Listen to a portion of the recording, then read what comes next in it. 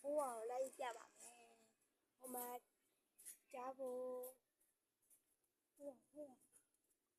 ညာလေးချစ်တော်ကြီးဟုတ်လားညာလေးချစ်တော်ကြီးကလာတော့အောင်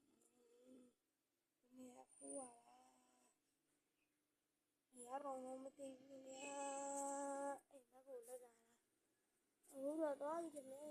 နေတယ်ဒီကောင်လိုက်ပြပါမယ်ကျွန်တော်လိုက်ပြနေတဲ့အချိန်မှာသူ့ရဲ့မေလက်ထားရအောင်မယ်ဗျာဒါကြောင့်နေဒီမဆုံးကြောင်းမဆုံးသေးပါဘူးဗျာတရားကြောင့်လို့ကျွန်တော်လည်းငါးကနေလည်းမရရင်ပါကျွန်တော်လည်းဒီကြောင့်လေးကုသိုလ်လေးကို